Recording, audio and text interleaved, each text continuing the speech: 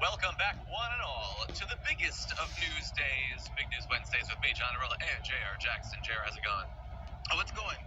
It's going. I revealed everyone at the back end of my show that as the day goes on, I'm getting increasingly more tired. I don't know what's wrong with me.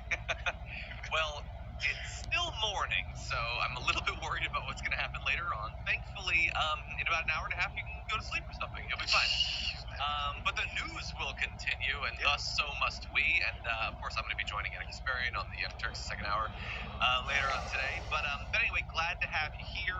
I assume you're tired because I absorbed very secondhand from Twitter that sports stuff was happening yesterday. So I assume that's part of why you're tired. Regular sports things, I mean basketball games and such, but the big stuff was over there.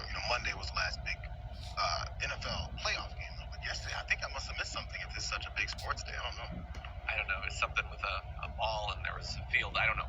I'm not sure. By the way, thank you to the people letting us know that the voice is out of sync. I'm sure that they are already hard at work on fixing it.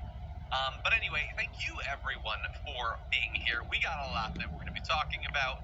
The shape of the committees is now coming together, and it's shaped horrifically. So we're going to be talking about that. Joe Biden, I don't know if he was trying to be cool or something in a little public appearance, but it did not work out. So we're going to be criticizing a little bit. We're going to take stock of Kyrsten Sinema. It's been a little bit since she left the Democratic Party. We're going to see if that has helped or hurt her in her state and what might happen in the near future in Arizona. And then if you stick around for the full show, in the aftermath, we've got updates on the Matt Schlapp lawsuit. He is alleged to have non-consensually groped a staffer. We have some big updates on that. And the fight to get human meat out of your food continues. We're going to update you on what foods might or might not have human in them. So you're probably going to want to stay tuned to that. That's the most local news tease we've ever done. Don't they always make you scared that something you're eating is going to kill you? There's bleach in one product in your kitchen. Stay tuned for the next 59 minutes and maybe we'll let you know. Anyway, lots to talk about. Oh, before we get to the news though, did want to mention, I believe Leif Kristen Marrow sent a very generous super chat in the very closing moments of yesterday's show, and so I didn't see it until I'd already closed out the show, but I didn't want them to think that we didn't see their message, so thank you so much. Had said, and I especially love the content of the message late that said, yay for Danielle being on. We had Danielle Moody on for the first time as a host yesterday. As a huge fan of Woke AF and Democracy-ish, and of course TDR and TYT, both for years, this is such a thrill. Yes, Woke AF, Democracy-ish are 2 of 3 podcasts that Danielle Moody hosts. We had a great show. I'm lucky enough to be on Woke AF a couple of months ago. So, Lane, thank you for your support and for shouting out Danielle. Did a hell of a job. Yes. That said, we're going to jump into the news. Everyone who hasn't yet hit the like button, stop being dead weight and participate, okay? Be a part of the solution, everyone. And in return for the news. And if you want to send us any comments, tweets, or super chats, we will respond as we go. J.R. Jackson, are you ready to start the show? I think so. I'm back. I'm awake. Okay, he looks awake. We're going to have him for a good 20, 30 minutes, then it's coasting from there. Okay, let's jump into this. It's a new year and a new you, and unfortunately also a new Republican majority in the House, which means they get to choose committee assignments, which means, oh, dear God, what is happening out there? The House Republican Steering Committee, which makes these choices, has placed Lauren Boebert, Marjorie Greene, and Paul Gosar on the House Oversight Committee, which is, in the best of times, an important committee, and these are not the best of times. That's really the only committee where basically anything is going to be done over the next couple of years, and the idea that you're putting these certifiable madmen and women on there does not bode particularly well. If you're not familiar with these figures, first of all, welcome to 2023, welcome to American politics. Here's why we're concerned. Marjorie Greene has, of course, pushed multiple conspiracy theories about everything, I think, at this point. He's not only going to be on the House Oversight Committee, he's also going to be on the Homeland Security Committee, which I think is almost too much. It's like they're jumping the shark, the writers. of American politics to put her on that for reasons we're going to describe. Richie Torres, representative, said, as the former vice chair of the House Homeland Security Committee, I'm horrified that it was just announced that Marjorie Greene will serve on the committee. A QAnon conspiracy theorist and January 6th insurrectionist doesn't belong on a committee that exists to fight extremism. And now you can agree or disagree with Richie Torres. Obviously, he's on the other side of the aisle.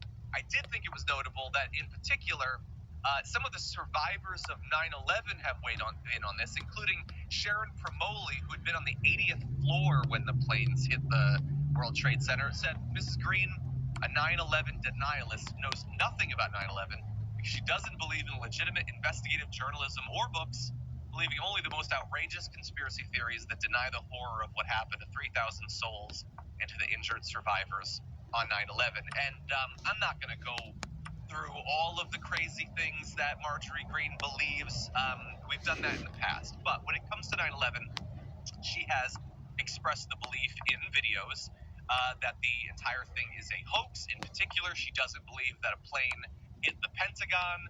And so the idea that she would be on the committee that was created in the wake of it and is supposed to safeguard the security of the homeland going forward, when she believes that all of that was made up. And as we'll get into, every other conceivable threat to our safety is also probably a hoax.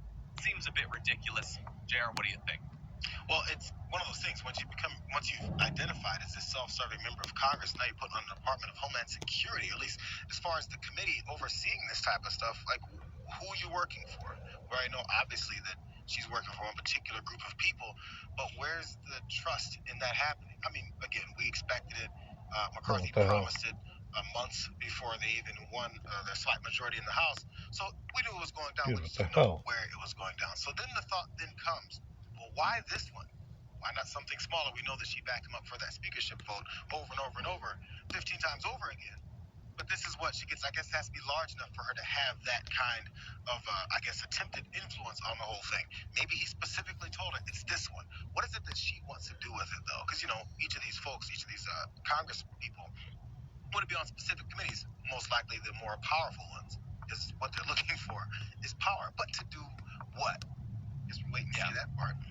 Yeah, no, I have no doubt that this is why she was such a big supporter of Kevin McCarthy. She asked to be on this committee. She was put on this committee. I mean, she probably also just generally wanted to be on committees again because she hadn't been since she became a representative. But she asked to do this, which is why, by the way, when she was saying, like, during the speaker battle of people like Lauren Boebert and Matt Gaetz, like, this is all self-serving. This is about them wanting things. She had already been given what she wanted. That's a quaint little position from which to attack other people who are just as ridiculous as you.